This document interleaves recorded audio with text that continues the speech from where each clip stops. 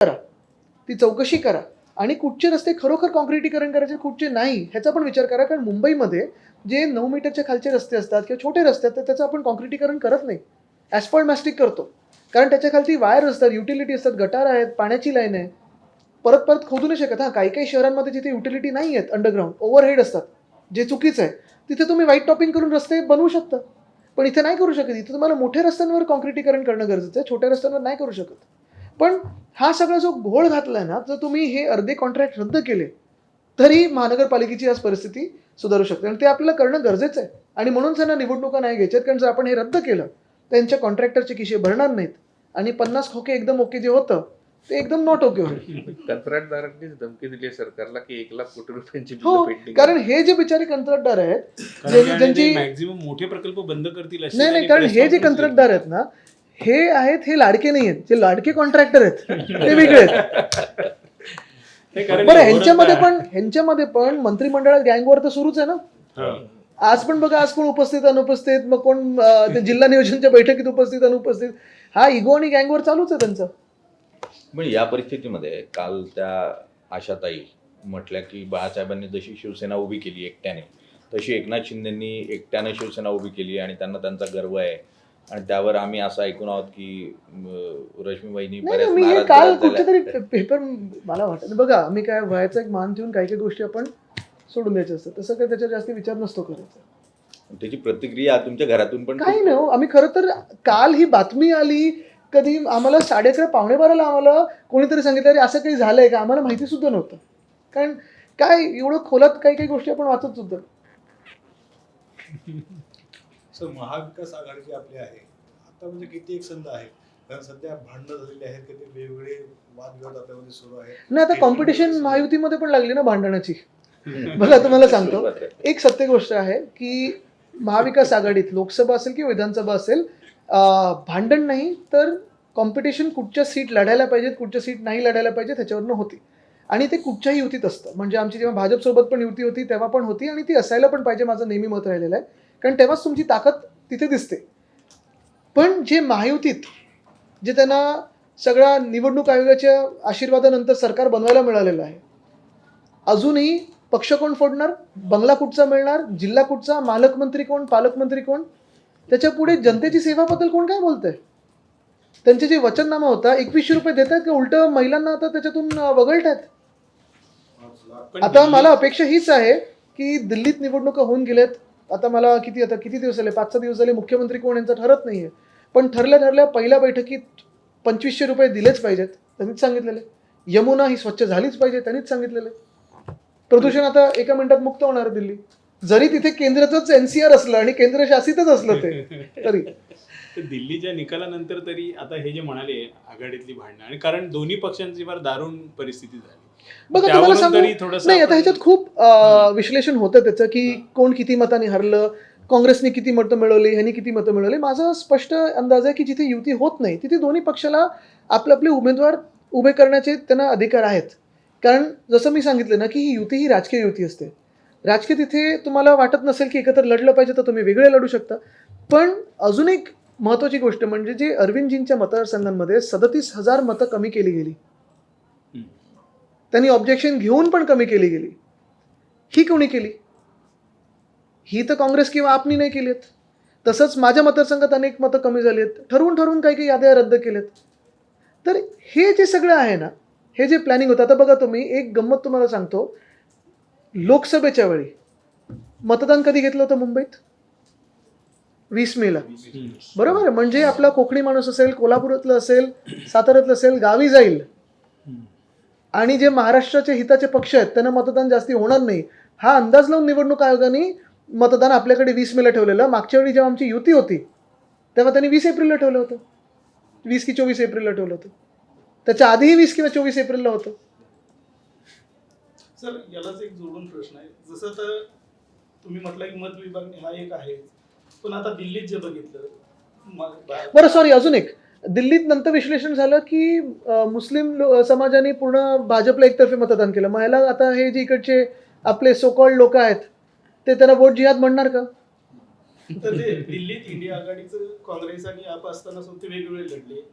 आता तसंच महाराष्ट्रात मुंबईतही तोच सूर आहे किंवा प्रत्येक जण म्हणतोय की आम्ही वेगळं बघा, आहोत. ही तर इंडिया आघाडी- त्याच्यानंतर पुन्हा बीजेपीलाच किंवा त्यांनाच फायदा होईल नाही, असं गरजेचं नाही ना, कारण अनेक वर्ष असं होतं की काँग्रेस हा मोठा पक्ष होता आणि बीजेपीचं चालायचं की युती करायची की नाही करायची. बीजेपी अनेक वेगळ्या वेगळ्या स्थानिक पक्षांवर वाढली आहे, जसं महाराष्ट्रात शिवसेनेचा हात पकडून वाढली. तर मला वाटतं प्रत्येक पक्षाला त्यांचा अधिकार असतो. त्याच वेळेला लोकसभा म्हणून जे आम्ही एकत्र येऊन लढून दाखवलं, तेव्हा 303 वरनं 240 वर आणलंच. आणि हे देशाने आणलं, ही देशाची ताकद आहे. तेव्हा मतदार यादीत घोळ करता आला नाही त्यांना. पण अजूनही तुम्हाला सांगतो, फ्री अँड फेअर इलेक्शन पूर्णपणे झाली असती तर भाजपचं सरकार नसतं बनलं. आपल्या देशात फ्री आणि फेअर इलेक्शन होत आहेत का, ह्याच्यावर आपल्या सगळ्या नागरिकांनी आता विचार करणं गरजेचं आहे. हे पण मग असं जर असेल तर तुम्ही पुढचे अनेक दशक सत्तेत नाही येऊ शकणार. बघा, ह्यालाच तर लढाई बोलतात ना लोकशाहीसाठी. जर तुम्ही हात वरती करून बसलात आणि गिव्हअप करून बसलात, तसं आज राजकीय लोकांवर परिस्थिती, तसं उद्या मीडियावर येईल. ट्रोलिंग तर होतच तुमचं. तुम्ही एक नेगेटिव्ह बातमी लावा, तुम्हाला पाकिट पत्रकार वगैरे काय काय म्हटलं जातं. कधी कधी फोन पण येतात की ह्याला काढून टाका याच्यातून. येतात ना, ऍडव्हर्टाईज बंद होतात सरकारकडून. ते आता या हे ह्यांचं वर्किंग स्टाईल माहिती आहे आम्हाला, म्हणून मी सांगतो.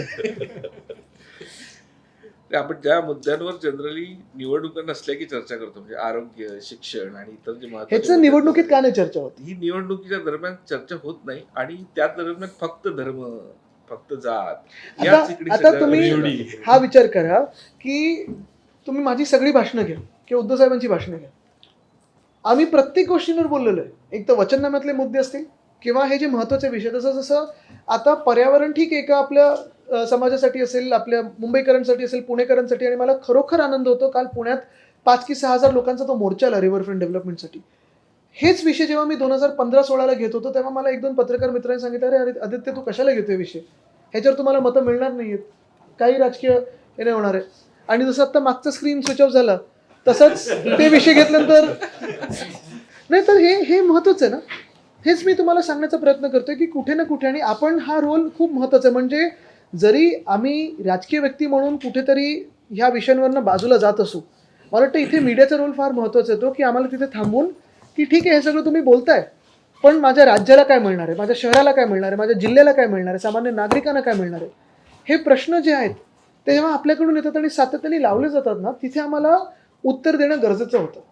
आता एक पॅटर्न झालं, तुम्ही बघा ना, आज पण महाराष्ट्रामध्ये बीड असेल किंवा परभणी असेल, कितीही आम्ही आंदोलन आणि आक्रोश केलं, मग विधानभवनात असेल, विधानभवनाच्या पायऱ्यांवर असेल, जिल्ह्यांमध्ये असेल, मोर्चे निघाले, सगळं काही झालं. तुम्ही पण बातम्या त्याच्या रोज दाखवताय, अगदी म्हणजे सगळं पुरावे सकट दाखवताय. मुख्यमंत्री ऐकतायत का? म्हणजे बीडमध्ये जे झालं अतिशय वाईट झालं. एक नागरिक म्हणून असं कोणाबरोबर व्हायला नाही पाहिजे, पण जी व्यक्ती होती ती भाजपचेच सरपंच होते. जर भाजपचेच कार्यकर्त्याला महाराष्ट्रात न्याय मिळत नसेल तर कोणाला मिळणार? परभणीत जे झालं की पोलीस कोठडीत एकाला मारलं की त्याचा मृत्यू झाला, त्याची चौकशी का नाही होत आहे? का त्याच्या मागचं सत्य बाहेर येत नाहीये? म्हणजे तिथे देशातले आपल्या संसदेतले विरोधी पक्ष नेता स्वतः जाऊन येतो, अनेक मोठे मोठे नेते जातात, अनेक राजकीय त्याच्यावरनं चर्चा होतात, पण सरकारला काही फरक नाही पडत. कुठे ना कुठेतरी असं वाटायला लागतं ना की खरोखर आपण कुठच्या दिशेने जात आहोत. कारण आज आपण पहा, 2 तुम्हाला गमती सांगतो. निवडणुकीच्या वेळी भाजपने 2 मोठे विषय चालवले होते. एक म्हणजे ते बांगलादेशी घुसखोर, बरोबर आहे. अजूनही तुम्हाला विचारतोय मी, आपल्या राज्यात बांगलादेशी घुसखोर हे आहेत की नाही, ह्याचं उत्तर सरकारकडून स्पष्ट आलेलं नाही आहे. किती आहेत, किती पाठवले गेले, ह्याचंही उत्तर अजून स्पष्ट आलेलं नाही आहे. बरं, जर आले असतील तर ते कुठून आले, कधी आले? दुसरा विषय होता रोहिंग्या, की सांगतात आता रोहिंग्या आलेत आणि आता मुंबई पूर्ण कॅप्चर करणार आहे. अजून तरी मला एक सुद्धा रोहिंग्या सापडला नाही आहे. पण असेल कोणाला सापडला, जर भाजपचे नेते जे जाऊन नाचतात, थैट्या करतात त्याच्यावरनं, तुम्ही मला सांगा, बांगलादेश आपल्या देशात आहे की बाजूचा देश आहे? देशाची जी रक्षणाची जबाबदारी आहे ती कोणाची आहे? केंद्र सरकारची आहे. केंद्र सरकार गेले 11 वर्ष कोणाचं आहे? 2 टर्म तर बहुमताचं सरकार कोणाचं आहे? भाजपचं आहे. म्हणजे तुमचं हे म्हणणं आहे का की केंद्रातले गृहमंत्री फेलियर आहेत? हेच भाजपचे नेते बोलतात ना. आणि मग आत्ता महाराष्ट्रात पण तुम्ही परिस्थिती बघा, आमच्याकडे 2.5 वर्ष हातात सत्ता होती, त्या 2.5 वर्षातून पण जवळपास 2.25 वर्ष तर कोविडचाच काळ होता. एक माणूस इथून तिथे गेला तरी कळायचं, म्हणजे त्यावेळी ते येऊ शकले नसतील. पण मग ती 2.5 वर्ष जर सोडली तर बाकीचे जी काही वर्ष आहेत, 8-8.5 वर्ष जी आहेत, गृहमंत्री राज्याचे कोण आहेत? जे आत्ता मुख्यमंत्री तेव्हा पण गृहमंत्री होते, तेव्हा पण मुख्यमंत्री होते. मग तुम्ही नेमकं आंदोलन कोणाविरुद्ध करताय? बरं, हे सगळं एका बाजूला होत असताना तुम्ही सांगताय की बांगलादेशमध्ये हिंदूंवर अत्याचार होतोय. बरोबर आहे, तिथे हिंदूंवर अत्याचार होतोय म्हणून इथे आमच्या देशात तुम्ही हिंदू मुस्लिम दंगली घडवणार, पण त्याच बांगलादेशसोबत तुम्ही क्रिकेट खेळताय, त्याच बांगलादेशला 50,000 टनचं भात पाठवताय तुम्ही. मग नेमकं तुमचं धोरण तरी काय आहे? आता दुसरी त्यांनी एक अफवा पसरवली होती निवडणुकीच्या 1 दिवस आधी की वक्फ बोर्डाने सिद्धिविनायकची जागा मागितली. खोटी बातमी होती. खरं पोलिसांनी कारवाई करायला पाहिजे होती, पण यंत्रणा यांच्या हातात होती.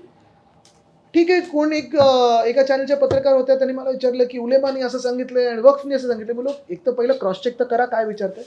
पण दुसऱ्या बाजूला जेव्हा तुम्ही आम्हाला सांगता की तुम्ही हिंदुत्वाचं सरकार आणणार, कालच चारकोपमध्ये गणपती बाप्पाच्या तुम्ही मिरवणुकीला थांबवलेलं आहे. मग कुठेतरी तुम्ही जे काही बोलताय आणि तुम्ही जे करताय त्याच्यात ताळमेळ आहे की म्हणजे आम्ही हिंदूंचा तुम्ही उपयोग नुसतं निवडणुकीसाठी करता? एक तर त्यांना मराठमोळं हिंदुत्व मोडून काढायचं. छत्रपती शिवरायांच्या पुतळ्यात घोटाळा होऊ शकतो. गणपती बाप्पाच्या मिरवणुकीत एखादा व्यक्ती बंदूक काढून गोळी चालू शकतो पोलीस स्टेशनमध्ये. तुम्ही त्या सिद्धिविनायकाच्या मंदिराचा न्यासाचा अध्यक्ष करता त्याला. तसंच तुम्ही खोटं बोलता की सिद्धिविनायकाचं वक्फ बोर्ड मागत आहे आणि गणपती बाप्पाची मिरवणूक तुमचेच पोलीस थांबवतात. म्हणजे एका बाजूला असंही आपण पाहिलंय की कोर्टाचा निर्णय आलाय कशावर, तर चीफ इलेक्शन कमिशनच्या नेमणुकीवर तुम्ही लगेच अध्यादेश काढलात. हा, दिल्लीसाठी जो निर्णय आला कोर्टाचा, तुम्हाला यंत्रणा हातात घ्यायची होती, अध्यादेश काढलात. असं करा मग इथे. पण तरी यावेळेच्या हा, दुटप्पी जी भूमिका आहे ना, जरा तुमची भूमिका थोडी मवाळ आहे. नाही बघा, तुम्हाला सांगतो, मधले मुख्यमंत्रीच नव्हते, ते कॉन्ट्रॅक्टर मंत्री होते, सीएम म्हणजे. आणि ते घटनाबाह्य असल्यामुळे मला वाटतं मी देशाच्या घटनेचा पुजारी आहे, मी त्यांना ओळखत नाही. पण मुख्यमंत्री म्हणून तुमची जबाबदारी असते राज्याची. आणि आम्ही हे हाऊसमध्ये पण सांगितलं की अनेक वेळा असं असतं की विरोधी पक्ष आणि जे सत्ताधारी पक्ष असतं, काही भूमिका त्यांनी एकत्रित मांडणं गरजेचं असतं जे राज्याच्या हिताचं असेल. हाऊसमध्ये पण आपण पाहिलं असेल, अनेक बिलांवर चर्चा करत असताना काही आमच्या सूचना होत्या आणि त्यांनी पण तसंच सांगितलं होतं की जर विरोधी पक्षाकडून काही सूचना येत असतील तर आम्ही ते घ्यायला काय हरकत आहे. हे जेव्हा बघा, आम्ही जेव्हा निवडून जातो ना, फायनली आम्ही विधिमंडळात जातो, लॉ मेकर्स म्हणून जातो. कोणी ट्रेजरी बेंचेसवर असू शकतं, कोणी ऑपोजिशन बेंचेसवर असू शकतं, कोणाला डावललं जातं ट्रेजरीमधून पण, आता बैठकांमध्ये बोलवत नाही वगैरे, हा सगळा वेगळा विषय. पण इगो, मान सन्मान हे थोडे बाजूला ठेवून मला वाटतं जर आम्ही लॉ मेकर्स म्हणून काय कायदा बनतोय, कायदा बनलेला आहे तो कसा आपण अजून सुधारायला पाहिजे, पॉलिसी मेकिंगवर जर विचार करू लागलो आणि दोन्ही बाजूनी नुसतं एकामेकांवर आरडाओरडा करणं, बस रे, गप रे, अमुक रे तमुक रे, शिवीगाळ करणं, हे सगळं बाजूला ठेवून खरोखर त्या विषयांवर चर्चा करायला लागलो ना, तर आपलं राज्य असेल, आपला देश असेल, कुठच्या कुठे जाईल. आणि आम्ही ती भूमिका घ्यायला तयार. तुम्हाला उदाहरण सांगतो, मध्यंतरी मी पत्र लिहिलं होतं की ठीक आहे, आता 2 वर्ष ही काही राजकीय घोळाची होती ती झाली, बरोबर आहे, अजूनही तुम्हाला तोडफोड करायची करा, आम्ही तर थांबवत नाही तुम्हाला. पण निवडणुका होऊन गेल्या 2 महत्त्वाच्या. आता कुठे ना कुठेतरी जे राजकीय होर्डिंग्ज आहेत ते बंद करा. म्हणजे वॉर्ड ऑफिसरना सरळ सरळ ऑर्डर्स आहेत की मुख्यमंत्री किंवा उपमुख्यमंत्र्यांचे चेहरे दिसले, मंत्र्यांचे चेहरे दिसले, त्या राजकीय होर्डिंग्सचा हात न लावायचा, दुसऱ्यांच्या काढा. मी तर सांगतोय काढा काय, आम्ही लावणारच नाही. जर तुम्ही ठरवलं तुम्ही लावत नाही, आम्ही एक पाऊल पुढे टाकायला तयार आहोत, आम्ही पण कोणाला लावू देणार नाही. मळमळायला लागला तर राजकीय होर्डिंग्स बघून, कोण असा चालतोय, कोण गॉगल घेऊन असं बघतोय, कोण असं बसलाय, मग 5 चेहरे असे लावले जातात. रावणाला 10 चेहरे असतात, या राजकीय लोकांना 5 चेहरे आहेत. पण वाढदिवसाच्या शुभेच्छा काय, लग्नाच्या शुभेच्छा, मुंजी, सगळं जे काही आहे ना, आता 11 फुटाचं होर्डिंग, मग कोण असून 50 फुटाचं होर्डिंग, मग दुधाचा अभिषेक. अरे थांबा, लोक हसतात आपल्यावर. हे एम्बॅरेसिंग व्हायला लागलं, मला मळमळायला लागतं आता होर्डिंग्स बघून. पण ह्या लोकांना का नाही जमत आहे हे? साधी गोष्ट, आत्ता जर पाहिलं तर बहुमताचं सरकार आहे, म्हणजे एवढं बहुमत आहे मुख्यमंत्र्यांच्या हातात की मंत्री स्वतःचे पीए पण काही नेमू शकत नाहीत. मग तुम्ही चला एक सांगा त्यांना मंत्रिमंडळात बोलून की आजपासून एक सुद्धा होर्डिंग दिसलं तर याद राखा. तुम्ही जर तर केलं तर विरोधी पक्ष म्हणून आम्ही पण जबाबदारी घेऊ आणि एक सुद्धा आमचं होर्डिंग तुम्हाला कुठेही महाराष्ट्रभरात दिसणार नाही. पण ह्याला म्हणतात थोडी राजकीय मॅच्युरिटी दोन्ही बाजूंनी दाखवली पाहिजे. तर झालं ना, किती आपण हे करणार. मराठी भाषेला आता अभिजात भाषेचा दर्जा मिळालेला आहे. पण हे होत असताना मराठी भाषा भवन जे आम्ही सुरू केलं होतं त्याच्यात वेगळे वेगळे ऑफिसेस आता ह्या लोकांनी घुसवलेत, ते अजून पूर्ण झालं नाहीये. तसंच तुम्हाला सांगतो, गिरगाव चौपाटीवर तिथे आम्ही आपलं मराठी जे कलादालन आहे, नाट्य जी काही आपल्याला परंपरा लागलेली आहे त्याचं एक तिथे कलादालन करत होतो. मोठे मोठे कलाकार घेतले होते ते कमिटीवर. ते काम आता रद्द केल्याचं मला ऐकू होतं, की कारण काहीतरी अमराठी लोकांनी तिथे आक्षेप घेतला असं ऐकतं, किंवा कोणते तिकडचे स्थानिक आमदार आहेत त्यांनी घेतला असेल. मग अर्थ काय? दर्जा मिळून ती मराठी भाषा वाढली पाहिजे ना. जगभरात जी आपली मंडळ आहेत, मराठी मंडळ आहेत, त्यांना तुम्ही तिथे काहीतरी एक कनेक्शनचं ऑफिस द्या. जे आपलं मराठी भाषा भवन आपण करत होतो, जे नाट्य परंपरा त्याचं कलादालन करत होतो, आपण रंगभूमीचं कलादालन करत होतो, ते का तुम्ही रद्द केलंय? जागा निवडली होती, सगळं काही काम सुरू होत होतं. पण मुंबईतल्या मराठी शाळा पण बंद होत आहेत महापालिकेच्या, त्यावर काय म्हणजे बघा तुम्हाला सांगू, ह्याच्यात दोन गोष्टी आहेत. एक, मराठी शाळा असो, सेमी इंग्लिश असो, इंग्लिश असो, आता मुंबई महानगरपालिकेत आपण 8 वेगळ्या वेगळ्या भाषेत शिकवलं जातं. एक महत्त्वाचं आहे की पहिलं शाळेत येण्यासाठी तुम्ही मुलांना प्रोत्साहित कसं करताय, त्या शाळेच्या शिक्षणानंतर तुम्हाला पुढचा रोडमॅप काय हे तुम्ही देणं गरजेचं आहे. दुसरी गोष्ट म्हणजे ह्या शाळेंमध्ये एक्स्ट्रा करिक्युलर काय देत आहे का. तिसरी गोष्ट म्हणजे आता मध्यंतरी मी वाचलेलं, इथेच कुठेतरी उपनगरात एक भूखंड मुंबई महानगरपालिकेचा आता बंद करून प्रायव्हेट शाळा तिथे आणणार आहेत. हे जोपर्यंत वेस्टेड इंटरेस्ट आहेत ना तोपर्यंत ते चालणार नाही. आता एक चांगली गोष्ट आहे की शासकीय पूर्ण कामकाजात तुम्हाला मराठीच बोलायला लागेल, आनंद आहे. पण त्या लोकांचं काय जिथे हाऊसिंग सोसायटीमध्ये मराठी माणसाला नाकारलं जातं एंट्री, त्या लोकांचं काय जिथे आपण मराठी म्हणून काही आपले असे, म्हणजे आमच्याकडे पण नॉनव्हेज खाल्लंच जातं ना, त्यांना तुम्ही नाकारता की तुम्ही नॉनव्हेज खाता. ही दादागिरी कोण हे करणार? तर त्याच आपल्या महाराष्ट्रात आपण पाहतोय, इथेच बुलेट ट्रेन येते, मुंबई नागपूर का नाही झाली, मुंबई अहमदाबादच का? किती आपली मराठी लोक गुजरातमध्ये जाऊन धंदा करणार आहेत? हा विचार आपण जोपर्यंत करत नाही. आता परवाच ते झालं ना कुठेतरी मागच्या महिन्यात की हिंदी बोलो भाजप का राज्य आ गया. आता ओव्हरऑल बघा, मी माझी एक मान्यता आहे आणि मला हे माझ्या आजोबांनी पण सांगितलेलं, म्हणून आमची एक म्हणजे एक आमच्या दोघांमध्ये एक सवय होती की एकमेकांना वेगळ्या वेगळ्या भाषेच्या डिक्शनरीज असेल, थिसॉरिस असेल, आम्ही द्यायचो. मग ते पण काही इंग्लिश पेपरमधले शब्द अडकले तर मग ते मला लिहून ठेवायचे, मग डिक्शनरीतून आम्ही काढायचो वगैरे, ही सवय होती. त्यांनी पण मला सांगितलं होतं की जगातल्या जास्तीत जास्ती भाषेचं ज्ञान असणं गरजेचं आहे. शिकल्याच पाहिजेत, मराठी न विसरता. पण मराठीला मान सन्मान देत असताना ह्या ज्या काही बेसिक गोष्टी आपण करत होतो ना, जसं मराठी भाषा भवन असेल, रंगभूमीचं कलादालन असेल, ह्यांनी का रद्द केल्यात ह्याचं उत्तर अजून राज्य सरकारकडून येतच नाही.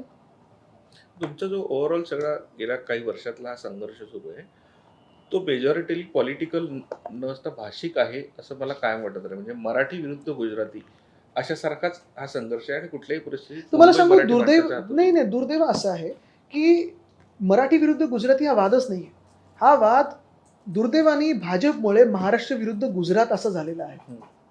बघा, आपल्या राज्यामध्ये लाखो तरुण मुलं मुली येत असतात दररोज, ट्रेनमधून, विमानातून, गाडीनी, चालत, जशी कशासाठी? तर एक स्वप्न घेऊन येतात की मुंबईमध्ये मला नोकरी मिळेल.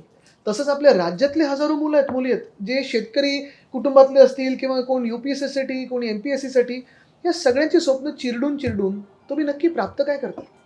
जे काही मागच्या 2-2.5 वर्षामध्ये सगळे जे काही उद्योगधंदे, मग वेदांता फॉक्सकॉन असेल, बल ड्रग पार्क असेल, मेडिकल डिव्हाइस पार्क असेल, आणि का मी परत हे सांगतोय, कारण परत मुख्यमंत्र्यांकडून उलट उत्तर येतं की बघा आम्ही एवढा FDI आणलं.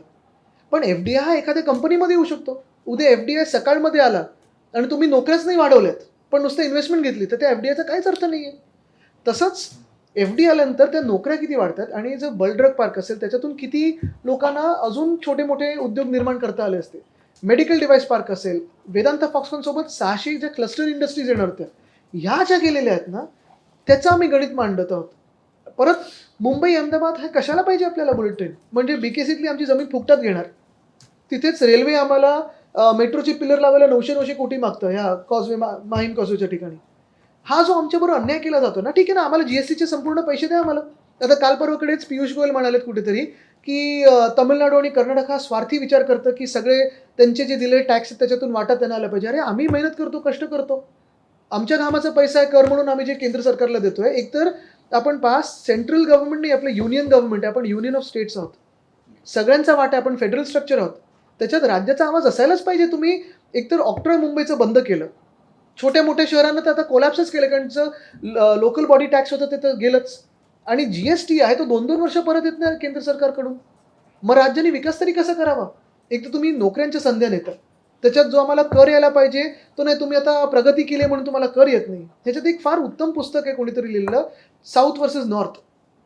हे तुम्ही वाचणं आवश्यक आहे. त्याच्यात तुम्हाला पूर्ण आपल्या देशाचं कोणी प्रगती केली, कोणी प्रगती नाही केली, कोणाची लोकसंख्या जास्ती, कोणाची लोकसंख्या नाही आहे, आणि लिटरसी रेटवर कसं जे प्रगत राज्यात त्यांना पेनलाइज केलं जातं याच्यात दिलेलं आहे.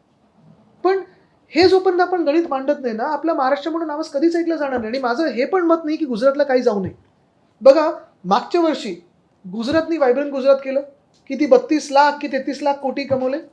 मग महाराष्ट्राने त्यावेळी का नाही मॅग्नेटिक महाराष्ट्र केलं? 3 वर्ष झालेत मॅग्नेटिक महाराष्ट्र झालं नाहीये. जे डॅवॉसला तुम्ही केलं ते महाराष्ट्रात करू शकलं असतात ना. डॅवॉसला भेटीगाठी करा आणि इथे मॅग्नेटिक महाराष्ट्र करा. त्याच वेळी तमिळनाडूने केलं आणि 6.5 लाख कोटी आली गुंतवणूक. देशात प्रत्येक कानाकोपऱ्यात गुंतवणूक गेली पाहिजे, तरच देशाची प्रगती होईल. पण जे आमचं हक्काचं आहे ते खेचून घेऊ नका. अदानी समूहला जे तुम्ही इथे धारावीत देताय, जी मुंबईची जमीन देताय, ती द्या ना एखाद्या मुंबईकराला. मग ते कुठच्याही भाषेचे असो, कुठच्याही प्रांतातले असो, मुंबईकराला द्या संधी मुंबईकरांना. राज्य सरकार म्हणून करू शकतं. जर आम्ही बीडीडीचा प्रकल्प करून दाखवला, 10,000 10,500 परिवार आमच्या वरळीमध्ये, 2,500 वरळी नाम जोशी मार्गावर डिला रोडच्या तिथे, 2,500 नायगावमध्ये. जर तसं जर आपण सरकारी पद्धतीने करू शकत होतो, मग इथे का प्रायव्हेटायझेशनची गरज आहे? एक वाढवणचं पण जे काही लोकेशन आहे आत्ताचं, वाढवणचं लोकेशन फक्त त्याचा सुद्धा मेजॉरिटी फायदा गुजरातकडे जाईल की काय, अशा स्वरूपाची आणि त्यांचे मालक जे आहेत ते पण तसेच आहेत. तसेच तर ते महाराष्ट्राला जोडण्याचे प्रयत्न सुरू आहेत, म्हणजे समृद्धीला कनेक्ट करणारा वगैरे. बघा, आता त्यावेळी पण मी एक प्रयत्न करत होतो की पालघरमध्ये 3रं एअरपोर्ट आलं पाहिजे, विमानतळ आलं पाहिजे. कारण मुंबईत आता आपलं डोमेस्टिक एअरपोर्ट, इंटरनॅशनल एअरपोर्ट इथे आहेत सांताक्रूजला, अजून एक इथे नवी मुंबईत, जे आम्ही परत मागणी करतो की दिबा पाटील आंतरराष्ट्रीय विमानतळाचं नाव द्या. ते अजून दिलं नाहीये त्यांनी, नामकरण झालं नाहीये. पण पालघर विमानतळ पण गरजेचं आहे, कारण एकतर तिकडचे आजूबाजूचे जे युनियन टेरिटरीज आहेत तिकडच्या इंडस्ट्रीला पण फायदा होईल.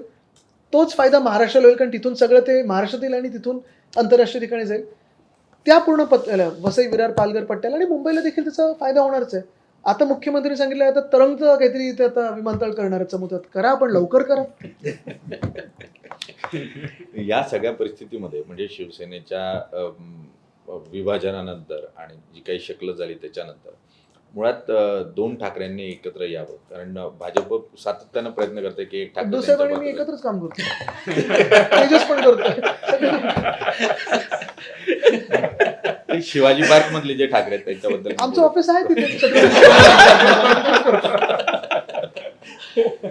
बरं, आता थेट विचारतो, काका राज ठाकरेंबरोबर हात मिळवणे होऊ शकते का? बघा, तुम्हाला सांगू का,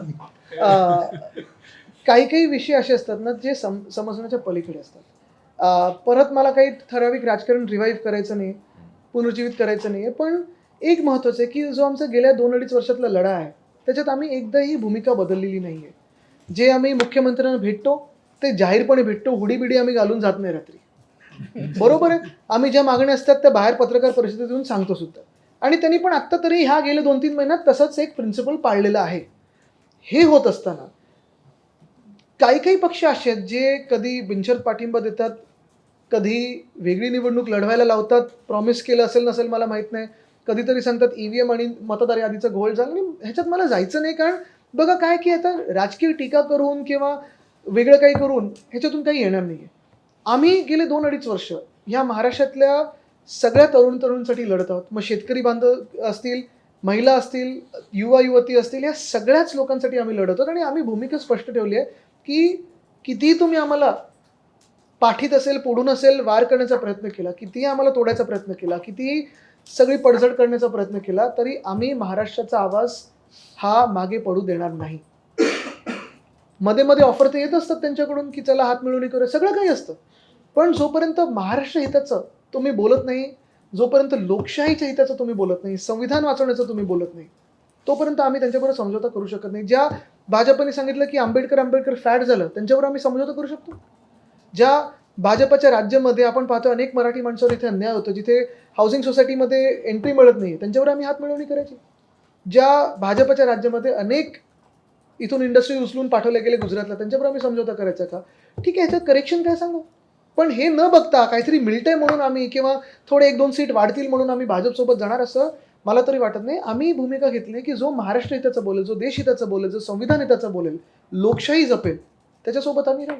पण भाजपने मधल्या काळामध्ये पुन्हा सेटिंग म्हणजे दोघांमधला जो वाद आहे तो क्षमवण्यासाठी प्रस्ताव पाठवला बघा होता वाद काय? कशावर नाही, वाद महाराष्ट्र हितावर नाही, वाद मराठी माणसाच्या हितावर नाही, वाद संविधानाच्या रक्षणावर नाही, वाद लोकशाहीच्या रक्षणावर नाही. त्यांनी करेक्ट करावं त्यांचं जे कोर्स करेक्शन करायला पाहिजे. भांडणच मिटतं ना, सगळ्यांबरोबर भांडण मिटतं. मग ना काँग्रेस आणि त्यांचं भांडण राहत ना कोणाचं भांडण राहत. वाद हे मुळात नसायला पाहिजेत, जे आता टोकाचे वाद झालेत. पण तुम्ही त्याच्याकडून विचारधारा प्रस्ताव वेगळ्या आला वेगळ्या असू शकतात. प्रस्ताव आला होता. बघा तुम्हाला एक सांगतो, आता जर तर किंवा काही गोष्टींवर बोलून उपयोग नाही जोपर्यंत कोणी काही अधिकृत बोलत नाही. आणि माझं मत असं आहे की आत्ता लगेच जास्ती कुठच्याही भेटीला महत्त्व न देता आम्ही कुठच्या विषयांवर भेटतोय त्याच्यावर लक्ष देणं गरजेचं आहे. मी अगदी एक प्रश्न परत विचारतो. प्रत्येक मराठी माणसाच्या जिव्हाळ्याचा मुद्दा असतो तो बाळासाहेब ठाकरे, आणि ठाकरे अण्णावाला वलय येतं ते त्या नावामुळे मुख्यतः. आणि अशा परिस्थितीमध्ये ठाकरेंची शिवसेना विभाजित होते आणि तेच ठाकरे ही वेगवेगळ्या कुटुंबांमध्ये विखुरले जातात राजकीय पातळीवर. नाही ते अशा- नाही, ती जी विभागणी झाली होती ती 2004 मध्ये झाली होती. तेव्हा मोठे साहेब इथे होते. त्याच्यानंतर त्यांनी पुढची 7-8 वर्ष राजकारण हे स्पष्टपणे केलं आणि जी काही भूमिका मांडायची होती ती मांडली. हा प्रश्न असा पडतो ना की आता जे काही ठराविक 40 चोर जे पळून गेले, उद्या तुमचं शर्ट पळवून नेला, हा माझाच शर्ट झाला असं बोंबलू नाही शकत ना ते. आता ह्या गोष्टींवर म्हणजे काय काय तर असे आहेत ना निर्लज्ज लोक तिथे, ज्यांनी कधी आयुष्यात मोठ्या साहेबांची भूमिका मांडली नाही किंवा आमच्या पक्षात पण तेव्हा नव्हते, कधी भेटले नसतील. Right from top to bottom, म्हणजे जे गद्दार आहेत, प्रमुख गद्दार गँग लीडर एकनाथ शिंदे त्यांच्यापासून सगळे, म्हणजे ते तेव्हा असायचे. पण उगाच काहीतरी सांगायचं आणि कोणालाही मोठं करायचं, स्वतःला काहीतरी दाखवायचं, मग फिल्म काढायच्या, खोटारडेपणा काहीतरी दाखवायचं.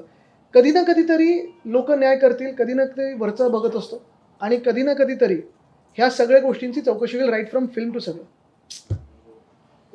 कारण तुम्हाला पळून जायला का लागलं? मुळात गोष्ट अशी आहे ना की जर तुम्ही त्यांची भूमिका पुढे नेत असाल, विचारधारा पुढे नेत असाल, तर तुम्हाला गुजरातला पळून जाऊन लपून राहण्याची गरज नसती लागली. मला वाटतं खूप मनमोकळेपणाने तुम्ही बोलला. थँक्यू. आणि मला एक काय आवडलं चांगलं की आपण नुसतं राजकारण नाही, कारण मी नेहमी सांगतो की राजकारण ठीक आहे, निवडणुकीत आपण खूप बोलत असतो, पण आपण वेगळ्या वेगळ्या विषयांवर चर्चा करायला मला संधी दिली. खरोखर मनापासून आभार. खूप खूप आभार. थँक्यू. देश विदेशातील प्रत्येक घडामोडींचे लाईव्ह अपडेट मिळवण्यासाठी आता साम टीव्हीच्या सर्व सोशल मीडिया प्लॅटफॉर्मला लाईक, फॉलो आणि सबस्क्राईब करा. तसंच सर्व नोटिफिकेशनसाठी बेल आयकॉन प्रेस करायला विसरू नका.